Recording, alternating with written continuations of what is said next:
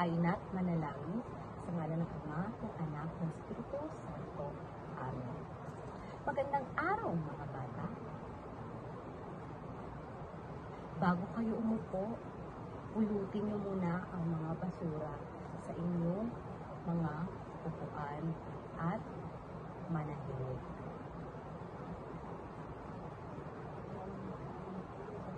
At bago tayo pumunta sa ating tatalakayin, akin naman i-check ang inyong attendance. Kung may lumiban ba, Sandara Arat, Ginidal Bilangoy, magaling, lahat ay naririto. At ako ay nagagalak na naririto kayong lahat. Kahapon, ano ang ating tinalakay? Okay, Ana? Magaling. Ang ating tinalakay kahapon ay pangalan. Magaling. Bigyan natin si Ana ng 3 palakpak.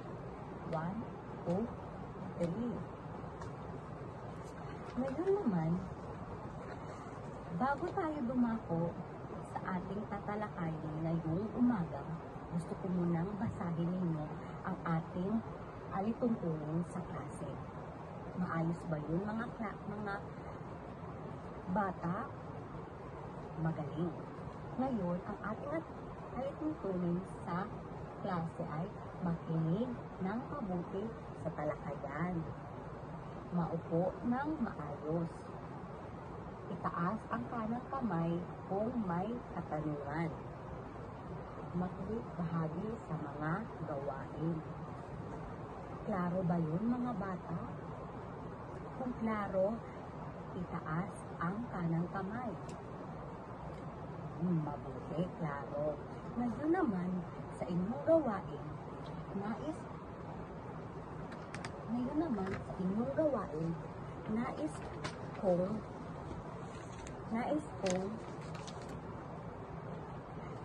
kong kulayan ninyo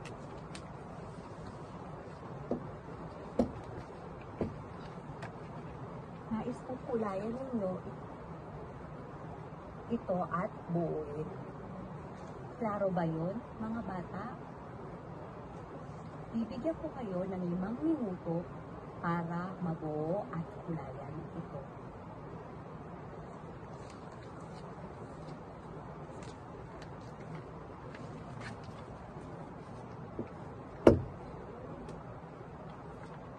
Magaling mga bata at mabuo nyo at nakulayan ang ating gawain. Bigyan ninyo ng inyong mga sarili ng 5 palakpak. 1, 2, 3, 4, 5. Magaling mga bata. Ngayon naman, dumako naman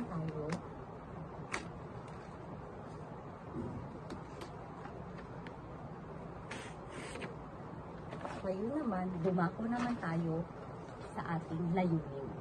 Gusto kong basahin nyo ang ating layunin ngayong araw.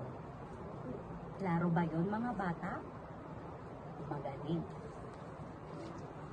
Layunin. Pagkatapos ng talakayan, ang mag-aaral ay inaasahang natutukoy at maipapaliwanag ang alamat, nakakapagbahagi ng mensahe o aral ng nakabasang alamat ng isinasagot ng mga tanong at tungkol sa aksa. Klaro ba yun mga bata? Kung klaro, pumalakpak ng 2 beses. Mabuti. Ngayon naman, bago ko sabihin sa inyo, ano ba ang ating tatalakayin ngayong araw? May idea ba kayo? Okay, Ana? Malapit. Ngayon, ang ating tatalakayin ay alamat. Nakabasa na ba kayo ng alamat? Okay, Rico, nakabasa ka na ba? Hindi pa. Ngayon, atin ang alamin kung ano ang alamat.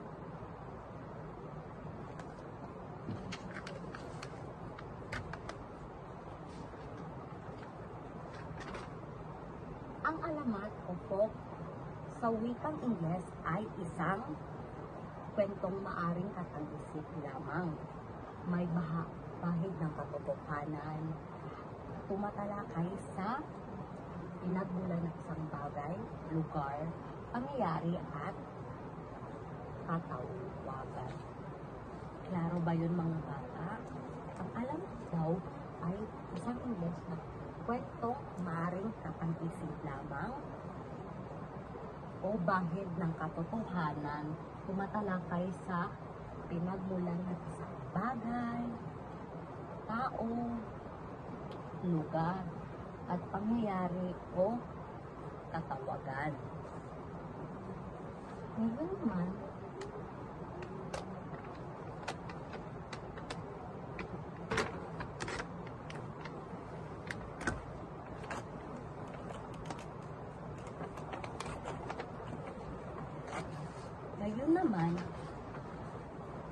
gusto ko makinig kayo at ako ay magbabasa ng isang alamat.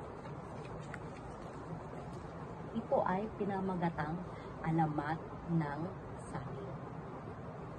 Kayo ay makinig mga bata dahil pagkatapos ito ay may aktibidad tayo.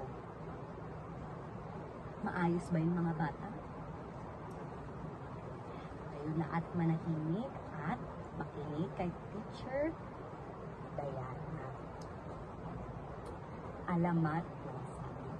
Noong unang panahon sa isang nayon ay may magkasintahang sina Juan at Aging. Labis nilang minamahal ang isa't isa, ngunit tutol ang magulang ni Juana sa kanilang pag-iibigan.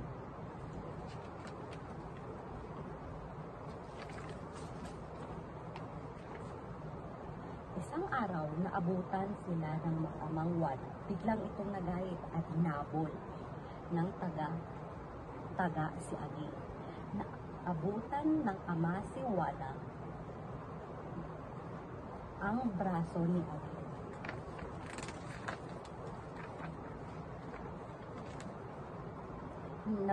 Magmula noon, ang halamang iyon ay tinawag na Aging at katagalan ito ay naging saging. Ngayon, nakinig ba kayo sa kwento mga bata? Sino ang mga bida sa kwento? Okay, Ana? Magaling. Ang bida sa kwento ay si Aging at Juana. Mahusay mga bata. Dahil kayo ay nakinig, meron akong inahanda sa inyong aktibidad na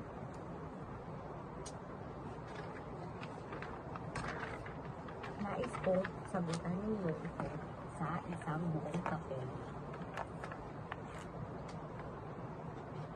Sumulat kayo ng bilang 1 hanggang 5 at ilagay ang titik ng tamang sagot. Klaro ba yun mga bata? Mahusay.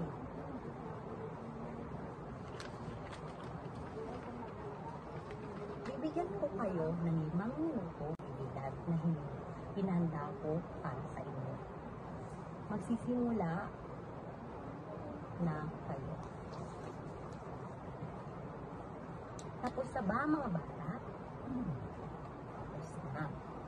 Ngayon, atin nang sagutan. Ano ang pamagat ng alamat na ating tinalakay? Sige, Ana. Tama. Alamat ng saging. Lahat ng papel ipasa sa harapan at akin nang i-check ito at ipapasa ko ito ngayon sa inyo mamaya bago ko matapos i-check. Mahusay mga bata. Ngayon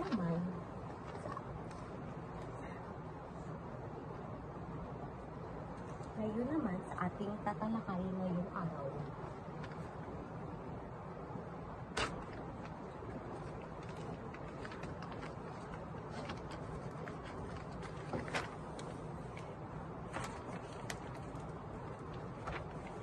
Ngayon naman, para sa ating pagtataya, sagutan ang mga katanungan at maaari nilang itong sagutan sa 5 minuto sa buong papel at ipasa sa harap. Tapos na ba mga bata? Magaling. Akin nang kukolektahin ang inyong gawain. Ngayon, dahil wala na tayong oras, meron akong inanda sa inyo na takdang aralin na inyong sasagutan sa inyong pamamahay. At ipapasa ito